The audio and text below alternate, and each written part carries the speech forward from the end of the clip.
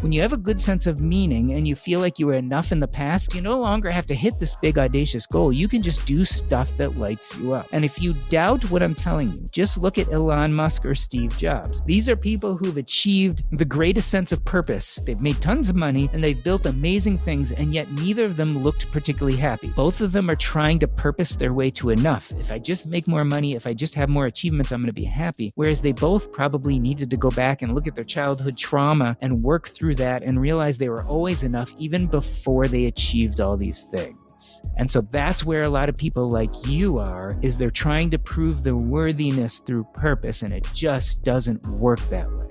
Jordan, where am I sending my bill to you? Damn! Folks, your exciting new medical career, it's just been hit with a serious illness or injury that stops you from earning a paycheck just when you need it most. Check out what Jamie Fleischner of Set for Life Insurance said back on episode 176 about having disability insurance early in your career. The real reason to get it early on is really twofold. One is to protect your insurability. So if you are healthy and you can obtain the coverage, you also pre-approve yourself to be able to buy more in the future. So down the road, as your income does increase, you don't have to answer additional medical questions. All you have to do is show that your income is increased and you can buy more benefits at that time. No medical questions asked. Protect your income, secure your future. Check out setforlifeinsurance.com. Me and Jordan, we're vibing right now, and he's ready to go. So we got Dr. Jordan Grumet, and he is, the last time you were on this show, we had you talk about your book that came out, 2 years ago? Yeah. Right? Yeah. 2 years ago.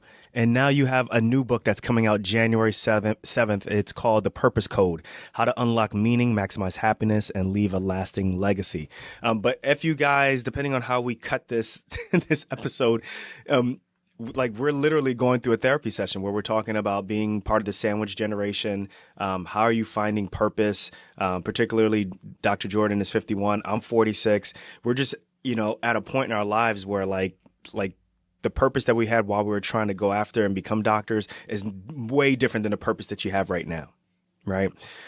So let's talk about this book, because I'll be very honest, everyone. I haven't gotten a chance to read this book yet. I got it, Dr. Jordan. Next time I got to be on the end. You got to let me get the book I got to get the pre-order of this book, but that doesn't mean we can't talk about it. So welcome to Docs Outside the Box, man. Thank you so much for having me. I'm excited for the conversation. Yeah. So I got a lot of questions about this book because I can read from the description. I can read from your video. I've listened to you on other podcasts and so forth. Who's this book for? The Purpose Code. Who is this book for? So this book is for a lot of different populations, but today I'd like to talk about us, right? So we are right in the middle of it. Like a lot of us have kids, a lot of us have aging parents, a lot of us have kind of figured out a work enough to be like, okay, I'm not like I was in residency and a young attending where I didn't know what I was doing and I was just craving the knowledge. We're all almost at this place of what I call burnout. Like work is exhausting and difficult. Our kids are tiring. Our parents have their own issues. Preach. And we're looking at each other, or we're looking at our spouses, or we're looking at our friends going, what happened to me? Like, where did the me go when I became the conduit for all these other people's needs, or I became the conduit of my job and my employer? And so a lot of us are sitting here going, this isn't what I dreamed about when I went to medical school. This isn't what I dreamed about when I got married. This isn't what I dreamed about when I had kids. And so we all have to look in the mirror and say, okay, our life has pivoted. Things have changed. We're not hungry like we were when we were 20 and we just wanted to get that MD or we just wanted to get married. Life has changed on us. And a lot of us are sitting here going, well, who am I now? And where is that me time? And if I do happen to get a little bit of that me time, what does that look like? Like, what do I do with that? How do I do something that feels meaningful and purposeful and kind of fills me up a little bit? Because right now I'm being stretched thin. Do you think it's, because I feel like a lot of folks who have to ask themselves that questions are people who either are forced into retirement, right? Because that's a discussion of people who do the same thing for several years, for several decades. And then all of a sudden they got to go into retirement either in their late 50s or 60s. And now it's like, well, what do I do? Or people who go through a midlife crisis. And Yesterday I had to get some keys made for my parents' house. Went to Home Depot. This gentleman, a little bit older guy, kind of bent over, hunched over, is filling the shelves. And I'm like, "Hi, sir. Like, I'm looking to get keys made." And he's like, "Yeah, I can help you with that." He's like scurrying over and he makes it to the key machine and we talk. And I need to get 4 keys done. It takes an hour to get it done. Lo and behold, this guy is 80 years old. His wife died about 3 years ago. And his purpose afterwards is something that he struggled with. But it's not that Home Depot gave him purpose again, but he just needed something to kind of connect with. He needed some people to connect to. And like I said, it doesn't take an hour to make 4 sets of keys, but we had that connection where we were talking about, or at least he was giving me advice on different things. And it was really interesting to just think about, like, what do we do when we get to a point where like what we've attained doesn't fulfill us anymore, right? Or who we're with doesn't fulfill us anymore. We have to figure it out on our own. I was thinking about that with that gentleman. But then go ahead, please, go ahead. Well, I was just going to say, the first question you asked is, is this something that usually happens like either when you're forced to retire or you hit retirement age? I think we all hit this multiple times in life and we just call it burnout. Okay. And we say, man, I'm exhausted or I'm burnt or I need some time off or I need a long vacation. And then we kind of do that. We keep ourselves busy enough or relaxed enough to feel like the crisis is over. And then we go back to doing all the same things. But the problem is a lot of times we haven't actually made some space for ourselves, right? That is so true. That is so true. We all do it. And, so let's look at this positively. We're doing this because we have family to support and things to do. And this idea of, oh my gosh, like maybe work isn't fulfilling me as much as I thought it would be. And to walk away from that and start doing something else, or even to pursue a hobby or something different sounds exhausting. Like we're already tired, right? We already want the week on the beach just to recover. This idea of doing the emotional work to start finding some new things that fill us up just isn't on most of our calendars. And so we, if you want the same result, you do the same things.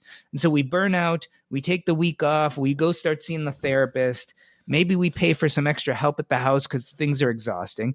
But then we pretty much go back to doing the same thing. And so eventually we get the same result, which means every year, every other year, every few years, we find ourselves totally exhausted and feeling like something needs to change, but not having the energy to do something new. And this is where we really get into that conversation about purpose.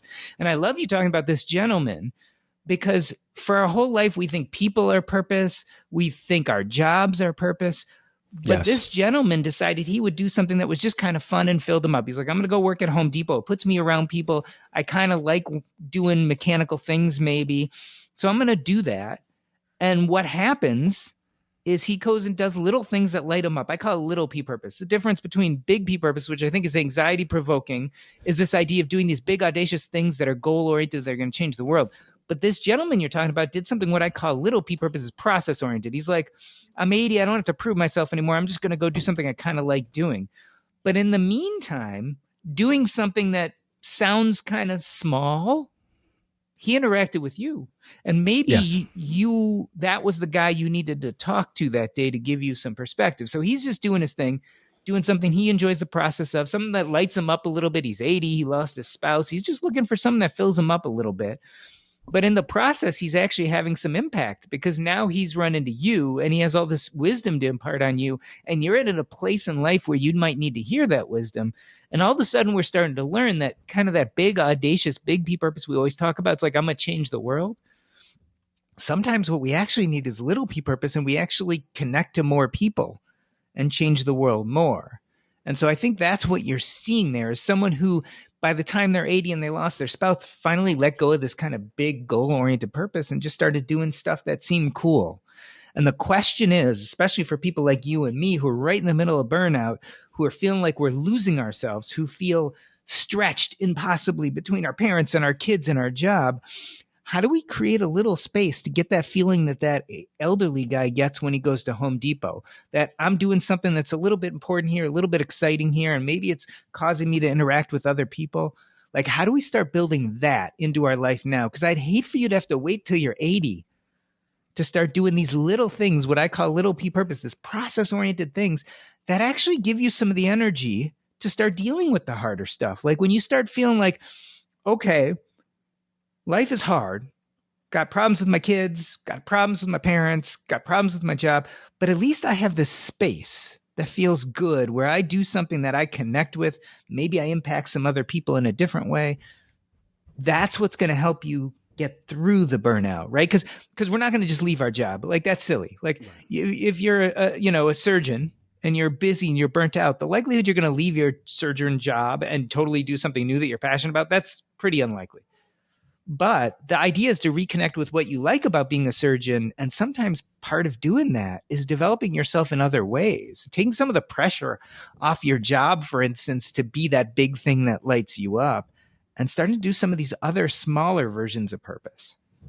No matter where you are in your career, you've seen patients your age or younger get seriously injured, have a long-term illness, or even have a mental health issue that affects their ability to work. Now, what if that was you? No, for real, what if that was you? Without disability insurance, how are you going to replace your paycheck? In episode 176, Jamie Fleischner of Set for Life Insurance explains why the best time to buy disability insurance is during your residency. Most physicians acquire their disability policies during residency, and there's several reasons. First of all, when you're younger, you're able to obtain the insurance because they ask you a whole host of medical history. And so you usually don't get healthier over time. Usually you get less healthy over time. So when you're healthy, it's easier to acquire the coverage. Number two, it's also less expensive because it's based on your age and your health. You're not getting younger or healthier over time. So you're at the ideal time. The earlier you get it and the younger you are, the less expensive it's going to be. So whether you're a resident or you're an attending, it's never too late to protect your income. Renee and I, we use Set for Life Insurance to find a disability policy that fit our needs and budget. So what are you waiting for? Check out setforlifeinsurance.com. Once again, that's setforlifeinsurance.com. See, you are mentioning something that I wanted to ask you about, which is you're dividing purpose into two things. Mm-hmm. And I found it really interesting. Like I said, guys, I haven't gotten a chance to read this book, but I know how to scour. And this is something that I'm very interested in. And sometimes I feel like people come into our lives for certain reasons, right? Like I came in just to be like, look, man, I need to get these keys done. And part of me was going to be like, come on, like, can you just get my keys done? Mm-hmm. And I've started realizing as he's taking his time to do my keys, there are other people who needed to get their keys done also. And I started thinking, I was like, rather than rush this guy, I started letting other people through.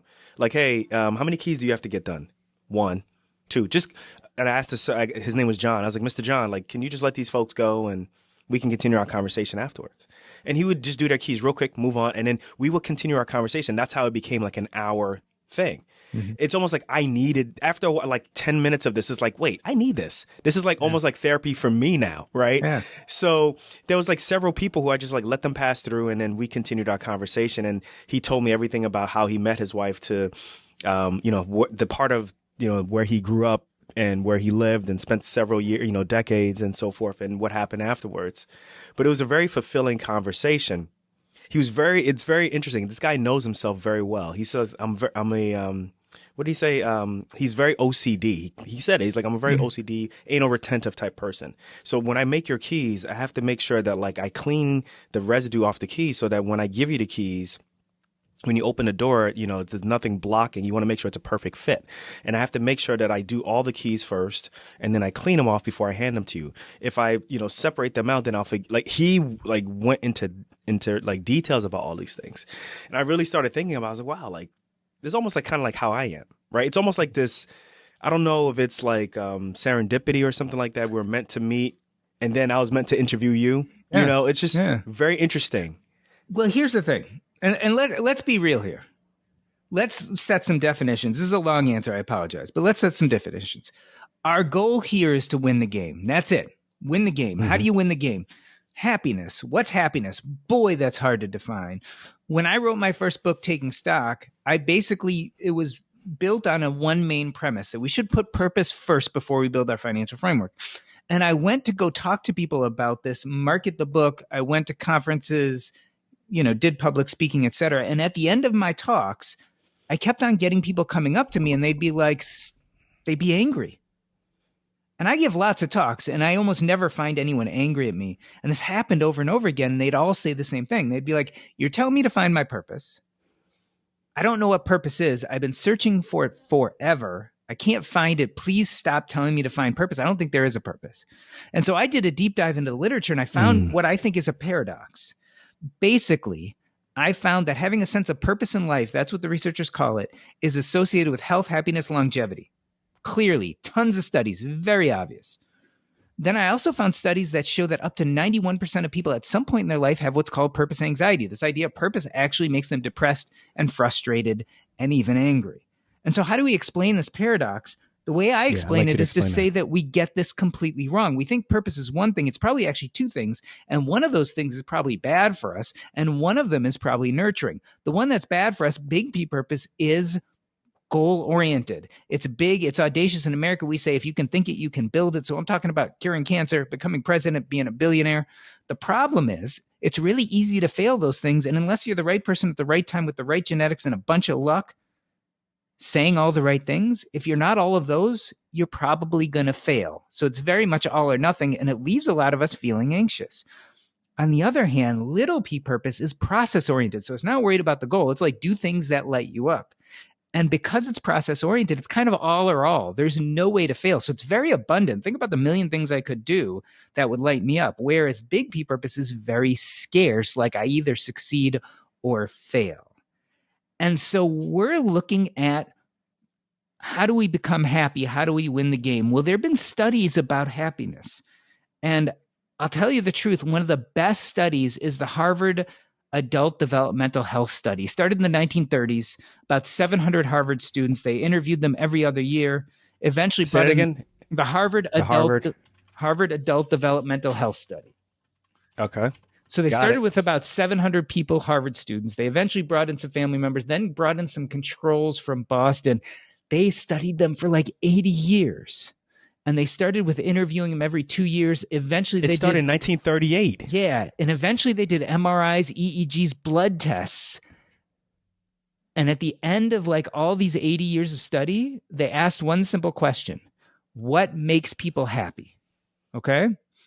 And what they found was that it wasn't money, it wasn't status, it wasn't achievements, it wasn't your job, and it wasn't even purpose, which we'll get back to in a moment. What it was interpersonal connections. Your relationships, your community, your connections is the number one most correlated thing with happiness. Notice I said it wasn't purpose, but I also said a little while ago, all these studies show that purpose increases your happiness.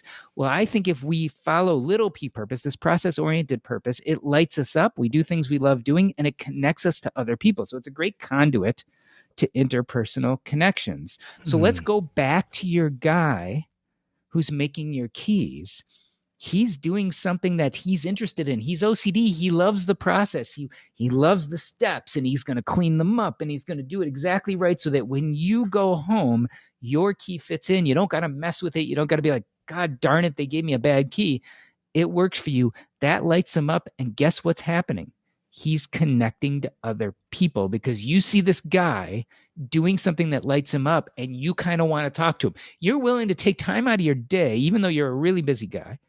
You're willing to let other people go in front of you because you see some light there. Oh, yeah. It's the day after Christmas. Everybody's returning stuff. And so I got to go. Yeah. What's winning the game? Winning the game is practicing little P purpose that connects you to other people, which the Harvard Adult Developmental Health Study tells us interpersonal connections is what's going to make you happy. That's it. That's winning the game. There you go. It isn't big. It isn't audacious. It's not curing cancer. It's not doing all that. It's doing stuff you love that connects you to other people. That's how you win.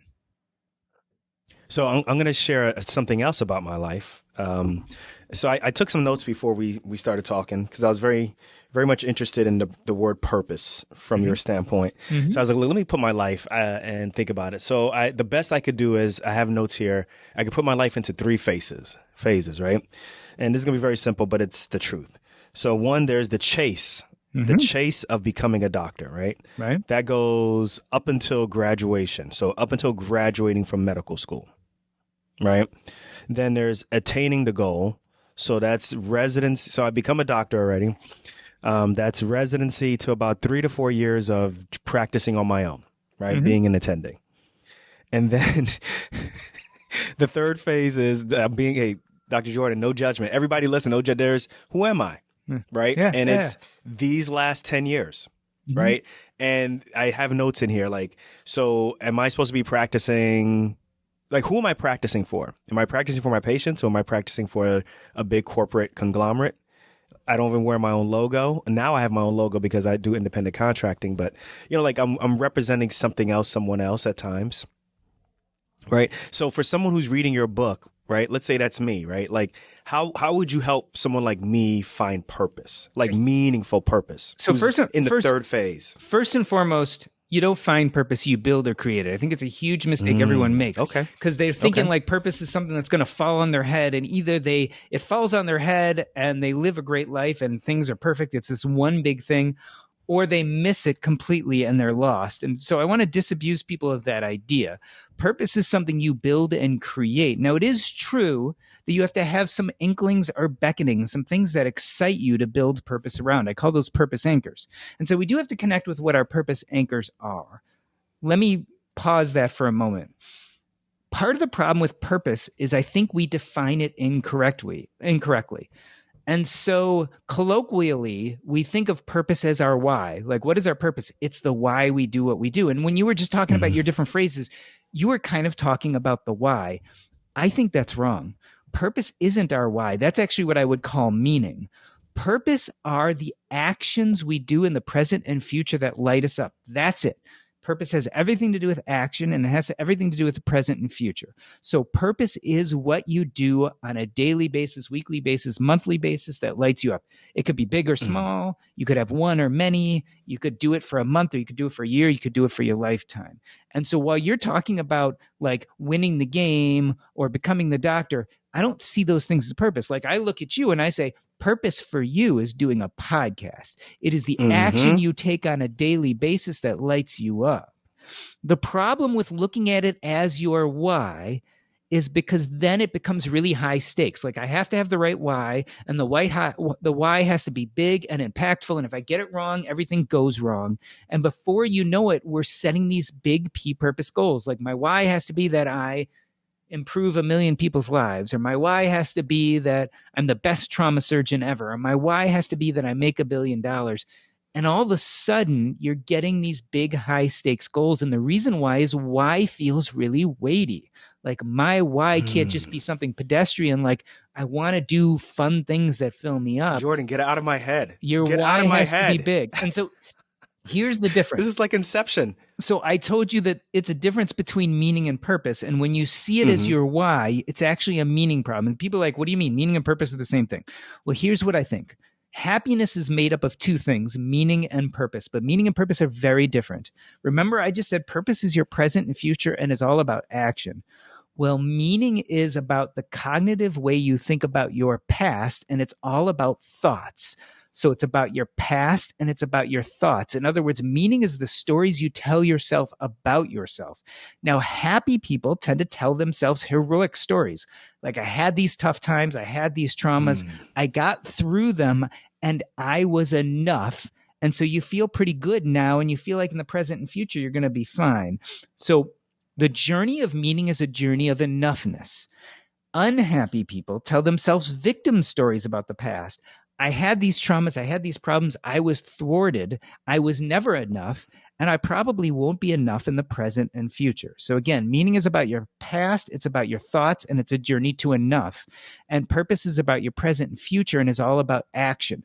The problem with very goal-oriented, achievement-oriented people is they're struggling with meaning.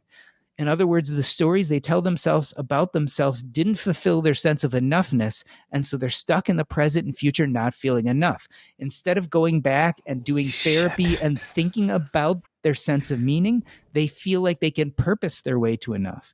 So what they do is they start trying to use purpose to feel good about themselves. But to do that, they have to set these really big, audacious goals. And so you try to purpose your way to enough, and it just doesn't work. You can't purpose your way to enough, and you can't purpose your way to happiness. You've got to have both meaning and purpose. When you have a good sense of meaning and you feel like you were enough in the past, all of a sudden you don't have to prove yourself in the present and future. So you no longer have to hit this big audacious goal. You can just do stuff that lights you up. And if you doubt what I'm telling you, just look at Elon Musk or Steve Jobs. These are people who've achieved the greatest sense of purpose according to the way we look at them, right? They've made tons of money and they've built amazing things, and yet neither of them looked particularly happy. Steve Jobs didn't look happy when he was alive. Elon Musk doesn't look particularly happy now. Both of them are trying to purpose their way to enough. If I just make more money, if I just have more achievements, I'm going to be happy. Whereas they both probably needed to go back and look at their childhood trauma and work through that and realize they were always enough even before they achieved all these things. And so that's where a lot of people like you are, is they're trying to prove their worthiness through purpose, and it just doesn't work that way. Jordan, where am I sending my bill to you? Damn. So Jordan, listen, like, to get that in depth, like, I felt like you were like Leonardo DiCaprio in Inception. Like, I don't know how the hell you were able to piece all of this stuff together, but it makes so much sense. Is this something, like, you could tell me, Nico, kick rocks, but is this something that you went through? Because you're, oh God, yeah, the level of detail, the level of, like, almost like you're coloring it in vivid color. Listen. I can see what you're talking about. Did you go through this? My father died when I was 7. Suddenly, brain aneurysm, collapsed and died. He was a doctor. I thought I could cosmically fix the world by walking in his footsteps and becoming a doctor too. And so my version of Big P purpose was I was going to fill his place and cosmically fix his death. And so guess what I did? I went to medical school. I became a physician. And you know what happened? It didn't fix his death. I was struggling with meaning. I thought I was responsible for his death. And I thought if I just became better, if I just became a doctor like him, if I just saved enough lives, it would cosmically fill the gap. I would finally be enough. It wouldn't be my fault my dad died. And it didn't work. And I became a doctor, and my dad was still dead, and I didn't feel any better about it. I had to go back and rewrite the narrative of my childhood and say, my dad died. It was a horrible thing, but I wasn't responsible for it. I was just a good kid in a bad situation. And not only that, but I heroically came through a learning disability, picked things up, supported my mom and my family, and still was able to become a doctor and help people. So I changed that narrative. I changed my sense of meaning. I started to realize I was always enough. Even though my dad died, I was enough then. And so I didn't have to prove in the present and future that I was enough anymore, which means this version of purpose that was not filling me up, being a doctor, I no longer had to pursue it. I no longer had to prove anything. So I could then do what I think we all should do with purpose, is start looking at the present and future and start thinking about, well, what actions really would fill me up? And that looked like blogging and podcasting and writing and public speaking, all of these things that were deeply important to me. And so, why did I write this book? Because this is my story. This is my struggle. And I feel that it's not just my struggle. It's a lot of our struggles. Look, we all know tons of people who are exceedingly successful. They're good at their jobs. They're married. They have kids. They have great relationships, good friendships. They make a lot of money. And guess what? A lot of them still aren't happy. Oh, you can see it in their face. You can see it in their actions. actions. Why aren't they happy? Yeah. That's a question that I see that a lot. I think you see that in medicine a lot. Right? Yeah. I've been noticing that, you work in hospice. With me, this is the time of year that I feel like hospice for trauma goes through the roof, right? Because we're in the cold months. We don't see the GSW, the gunshots. We're not seeing the stab wounds. Nobody's on a motorcycle anymore. And the traumas that you normally see get replaced by the traumas that are the ground level falls, the slips on ice. Granny is at home. Granny falls at the nursing home. And if I can tell you how many conversations I've had in person or on the phone about end of life issues, clarifying advanced directives, the generic Walmart type advanced directive that says if I'm in a terminal position, I don't want artificial things. And it's like, well, but we're not there, guys. Like she has a subdural and she could recover, but that's not necessarily a terminal condition. And walking families through that, it's a very fascinating concept to talk to, in essence, children, but they're grown adults, and kind of talk to them about what their mother or their father would want. And I know you talk about this thing called the generational trauma effect, or this generational trauma that occurs, and things that you've buried as a child are the things that you're going to deal with as an adult. And I see that all the time. It's very interesting. You mentioned that in your previous, what you were talking about with Elon Musk, or possibly even with you, and the steps that you took to become a doctor to kind of erase some of the pain, but you realize at the end it's still there. Like I see that talking to families. Yeah. I see that between siblings who are still arguing, and siblings who are in their 50s and they're still arguing about things that they should have put away when they were, it's very amazing to see this while mom is recovering. So go ahead, please. Let's turn that around, though. We know, and you see in your job, and I see all the time, the effects of generational trauma. We hand down trauma from generation to generation. Here's what no one asks. What's the opposite of generational trauma? It's what I call generational growth. Generational growth is, instead of handing down these bad scripts, these scripts that don't serve us, these scripts that make us unhappy, what if you could hand down good scripts and actually bring about generational growth? And here's the fantastic thing. You know how you do that? You do things that light you up. Little P purpose. How do you pass on generational growth? How do you undo generational trauma? You start doing things you love doing that light you up, and you let your kids and family and friends see you doing those things. And that's how we break that cycle. There's two ways to break that cycle. One is you got to do what's called narrative therapy. Go back, look at the cycle, realize that it's a bad cycle, and start rewriting the story such that you were the hero and you can step out of that trauma, right? That's a piece of it. But the other piece is filling that in with generational growth. And so what we want to really do is not model for our parents that trauma that we kept on getting passed down from generation to generation. If we're cognizant of it, we want to start doing these little P purpose things that light us up, and have our kids see that, because what that does is it gives them permission to live a life in which they become lit up as adults too, doing things they love. So just before you and I went live on air, I saw your son ducking around your podcast setup. Like, he sees you doing this thing that's deeply important to you, that lights you up, that you get excited to do. That's generational growth. One day he's going to say, Dad and Mom did this thing. Maybe I'll try it on. See how it fits me. Maybe it does fit me, and like them, I'm going to pursue this thing that lights me up. Maybe it doesn't fit me, but you're passing down that modeling. And so we talk about generational trauma a lot, but almost no one ever talks about generational growth. And that's that impact and legacy. That's that little P purpose, not just changing you and the people around you, but changing people for decades and generations. And I can give you tons of stories of people who've done just that. Their little P purpose led to generational growth, which led to impact and legacy far after that person leaves the earth. Man, there it is, Jordan. Guys.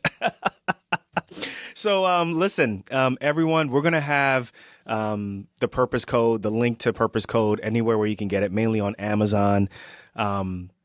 Listen, Jordan, sheesh, I wasn't expecting to get. Woo! Listen, once again, where do I send my bill for this therapy session? Because this was like that. This was an amazing discussion. I always find your comments, I always find your insight to be extremely profound, yet very grounded. There's times where people talk over people's heads, but I always feel like whenever we talk, like I feel like you're kind of talking, like we're kind of kindred spirits, and there's things that you're going through that I go through. And I think in general, when people listen to your episodes, they say, damn, he is speaking to me, which I think from even a podcaster standpoint, that's something I always try to get to. And I really appreciate and I appreciate your skill and your ability to do that. So I have to give you props for doing that. But the Purpose Code, give us one quick, let's say 5 5 sentence or however long, what quick way can you leave people, to let them know that, hey, this is the book that they should go and get, please? People think they can fix their life with their finances and come to people like you and I. And when they first come to us, they're like, oh my God, this is so difficult. I have no idea what to do with this. And then they listen to us for a long time and they're like, oh, there are these steps I can take. I can figure out my finances and I'm good. Purpose is exactly the same. Up to this point, most people think of purpose as just something so hard to reach and ephemeral and difficult because no one has broken it down as simple as our finances. I believe you can take these solid steps I talk about in the book. You can build a life of purpose, and I think ultimately it'll lead to happiness. Boom. There it is.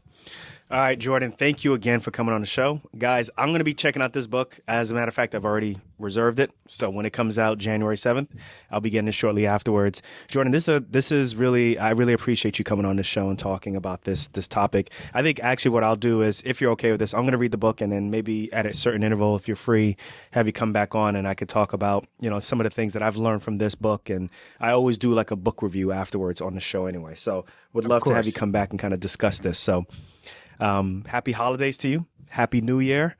And thanks again for coming on the show. Thank you for having me.